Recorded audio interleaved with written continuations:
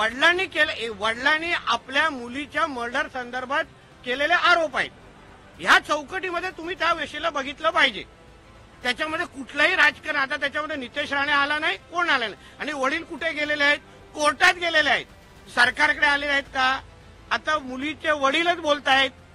मग हा राजकीय मुद्दा असूच शकत नाही. आणि मग त्याच्या अंदर काही पॉलिटिशियन आहेत, आदित्य ठाकरे सारखे, काही कलाकार आहेत, डिनो मोरिया सारखे, सूरज पंचोली सारखे. आता नैतिकता आणि उद्धव ठाकरेचं कुटुंब याचा जवळपास संबंध नाही. नैतिकता खरंच उद्धव ठाकरेमध्ये असती तर विधान परिषदेच्या आमदारकीचा राजीनामा दिला असता. दोन मुद्दे आहेत. एक तर तिच्या वडिलांनी, ज्या वडिलांनी आपली एक तरुण मुलगी गमावली, तिचं त्या डिसेंबरला लग्न होणार होतं. 8 जूनला तिची हत्या झाली आणि त्याच डिसेंबरला ती रोहन राय बरोबर लग्न करणार होती. त्या एका तरुण मुलीला गमावलेल्या एका वडिलांनी अगर आपल्या भावना व्यक्त करत, ते अगर आपल्या मुलीसाठी लढत असतील तर हा राजकीय मुद्दा होऊ शकत नाही. मग त्यांनी ज्यांचं नाव घेतात. पहिलं नितेश राणे बोलत होता, राजकीय होतं. राणेसाहेब बोलत होता, राजकीय होतं.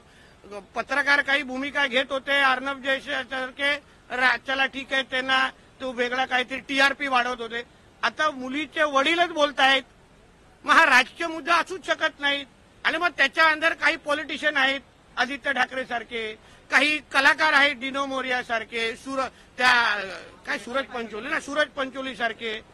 तर मग हे आता वडिलांनी आपल्या मुलीच्या मर्डर संदर्भात केलेले आरोप आहेत. ह्या चौकटीमध्ये तुम्ही त्या विषयाला बघितलं पाहिजे. त्याच्यामध्ये कुठलंही राजकारण, आता त्याच्यामध्ये नितेश राणे आला नाही, कोण आला नाही. आणि वडील कुठे गेलेले आहेत? कोर्टात गेलेले आहेत. सरकारकडे आलेले आहेत का? मुख्यमंत्र्यांकडे तक्रार केली आहे? नाही. ते अधिकृत डॉक्टर बाबासाहेब आंबेडकरांनी तयार केलेल्या संविधानाच्या अनुसार जे प्रत्येक नागरिकाला जो अधिकार दिलाय, त्या अधिकारानुसार ते दाद मागतायत. आता कोर्ट ठरवेल ना. आता कोर्टाला ठरवून दे की बाबा त्यांच्या वडिलांचं म्हणण्याचं कॉग्निजन्स घ्यायचं की नाही, हे 2 तारखेला कोर्ट ठरवेल. दुसरा तुम्ही काय बोलाल? येतो राजीनामा मागणे नैतिकतेच्या विषय आलेला आहे. नैतिकतेच्या विषयावर. आता नैतिकता आणि उद्धव ठाकरेचं कुटुंब याचा जवळपास संबंध नाही. नैतिकता खरंच उद्धव ठाकरेमध्ये असती तर विधान परिषदेच्या आमदारकीचा राजीनामा दिला असता. जे त्यांनी राजीनामा देत असताना, मुख्यमंत्री राजीनामा देत असताना त्यांनी सांगितलं की मी माझ्या मुख्यमंत्र्याचा आणि आमदारकीचा राजीनामा देतोय. बेशर्मासारखा येऊन बसतात इथे. तो म्हणजे नैतिक. वडिलांचे सगळे तंतोतंत गुण मुलांनी घेतले असतील म्हणून राजीनामा आदित्य ठाकरे देईल असं मला वाटत नाही. घेतोय. तुम्ही विचारला त्याच्या संदर्भात प्रश्न? राहुल कर्नालकडे जी माहिती आहे राहुल कर्नालनी द्यावी. मी त्याला भेटून सांगितलेलं आहे, बाबा तू अगर त्या प्रकरणामध्ये तेव्हा होता असं माझं आधी म्हणणं आहे तर तुम्ही माहिती दे. माझं म्हणणं आहे की अँब्युलन्सचे तुझे जे इन्व्हॉल्वमेंट आहे तू तुझी माहिती दे असं सांगितलेलं. आता आमच्या आपसामध्ये काय चर्चा झाली मला माहित नव्हतं, तुम्हाला येऊन सांगायचं होतं म्हणून कदाचित सांगितलं असतं. ते देखील देत नाहीये त्याच्यामध्ये कुठलीही माहिती पुरावे ते देखील समोर देत नाहीये त्या संदर्भामध्ये. आता त्याचं अजूनपर्यंत जुनं प्रेम मग गेलं नसेल याच प्रकरणात आदित्यावर. आता जुनं प्रेम तर सर याच प्रकरणामध्ये आदित्य ठाकरे यांच्यावर ड्रग्सचा देखील आरोप केलेला आहे की ड्रग्सच्या व्यवसायामध्ये त्यांचा थेट संबंध आहे. यासोबतच उद्धव ठाकरे पण तितकेच दोषी असल्याचा आरोप काल दिशा सलियान यांच्या वडिलांनी आणि वकिलांनी. तुम्ही ना हा विषय ना राजकीय सोडून टेक्निकली समजून घ्या.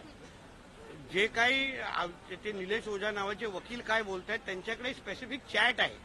चॅटमध्ये रिया चतुर्वेदी आणि आदित्य ठाकरेच्या मध्ये ड्रग्सच्या लेण्या देण्याबद्दल, सप्लायबद्दल झालेले चॅट आहेत. ते पुरावे त्यांच्याकडे आहेत आणि ते पुरावे ते कोर्टामध्ये सादर करणार आहेत.